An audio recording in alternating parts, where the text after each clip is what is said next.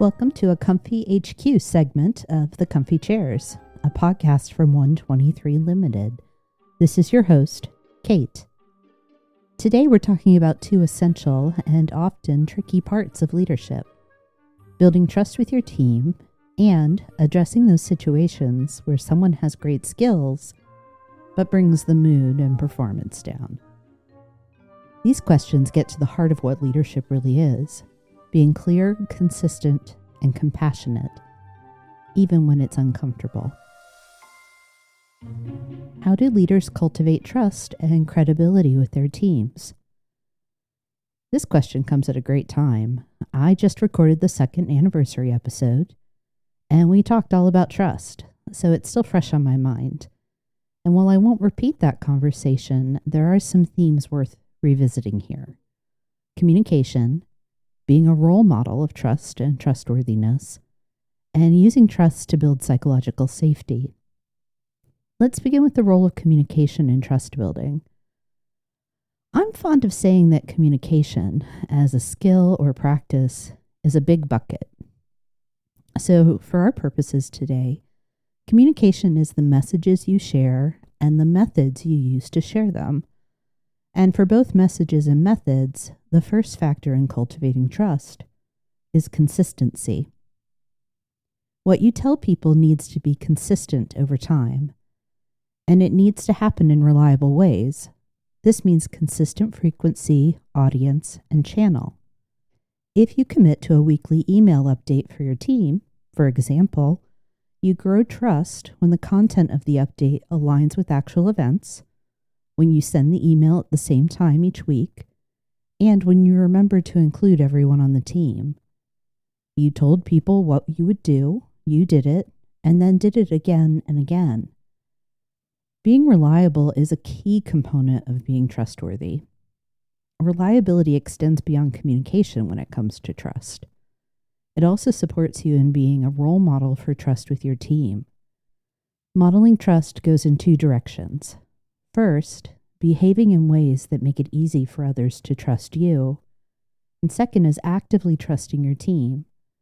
The behaviors that encourage trust include honesty, humility, and accountability. In fact, we could say it's all honesty with others, with and about yourself, and about results. Honesty with others is pretty straightforward. You tell the truth. This includes when you don't have the answers and when you can't disclose information, meaning you say, "I don't know," and "I'm not able to discuss that" when you need to. Honesty with yourself, about yourself, is another way to talk about humility. You know and name your strengths and weaknesses, and when you do well or when you miss the mark. This can lead to humble pride in a success and candid apologies for missteps. Last here is honesty about results or accountability. Leaders who role model this start off being clear about expectations, and they own their results.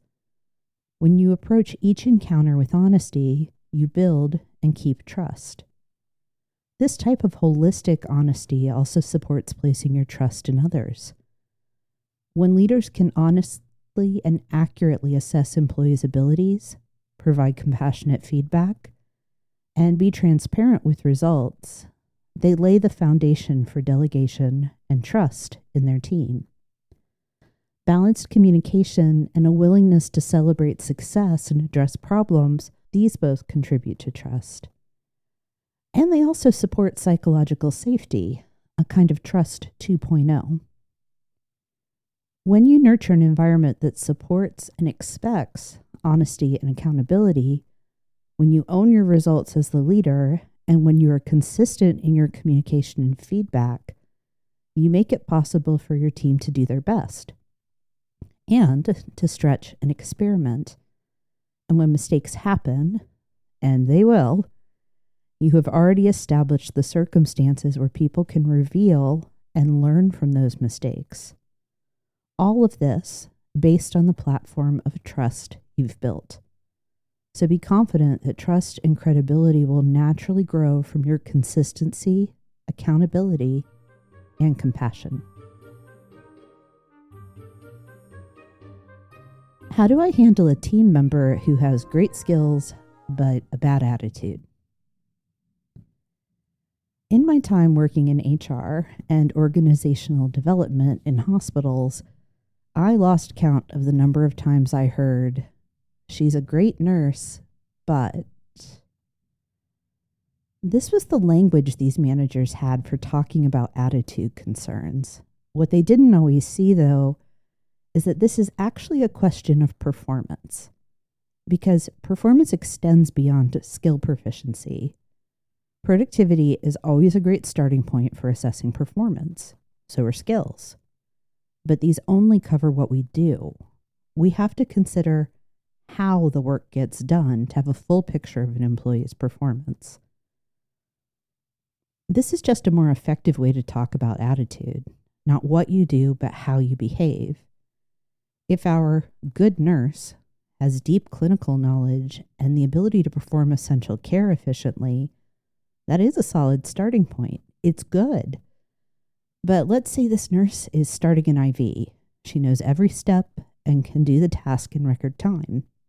But she doesn't talk to the patient or explain the procedure or acknowledge any discomfort she causes with the IV. The skills are there, but caregiving is lacking. In other words, the how isn't good. So I would argue that in this case, where we have a fuller picture of what and how the employee works, we shouldn't classify her as a good nurse. We can say the same for someone in a cashier role, data analyst, project manager, or any other job.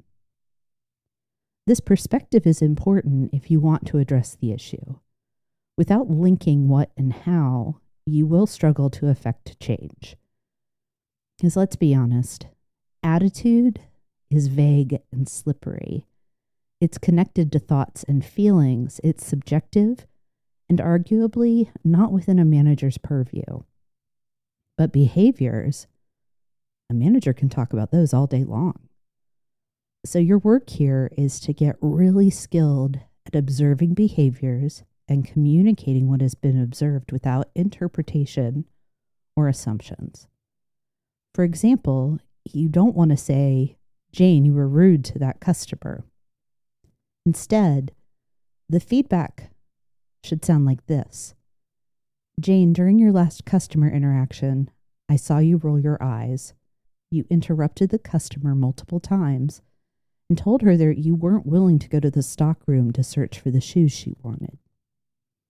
Jane can argue with rude, but the objective recounting of her behaviors leaves little room for disagreement.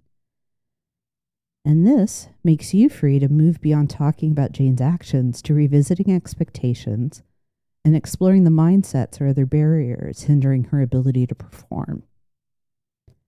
It's the fundamentals of managing people, feedback, and coaching. All feedback is ultimately a message structured around 3 points: what, why, and how.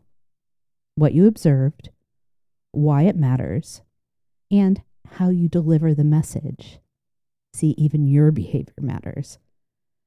In our example with Jane, we have communicated the what, rolling her eyes, etc. The why could sound like this: "Jane, not only is it a problem that you rolled your eyes, since our standards address courteous and prompt customer service, but by refusing to search the stockroom, you lost a potential sale." You manage your how in these cases with your tone, facial expressions, and body language. You can be firm and direct and still be kind. Because remember, performance conversations aren't personal. They should focus on helping people succeed. And kindness will always help you here. Once you've delivered this simple feedback, you start asking questions to understand what Jane experienced, any details you may have missed, and to generally engage Jane in a conversation that reinforces expectations while still demonstrating respect for the employee. Some questions can include, "I'd appreciate your perspective. Was there something going on that I missed?" What prevented you from going to the stockroom? Or even, how could you have handled this situation differently? This is an effective approach in one-off moments like Jane and the shoe shopper, but the process works when you're confronted with a recurring pattern of behaviors. I imagine that your question is probably based on an unproductive team dynamic. The employee with the bad attitude is disruptive in some way.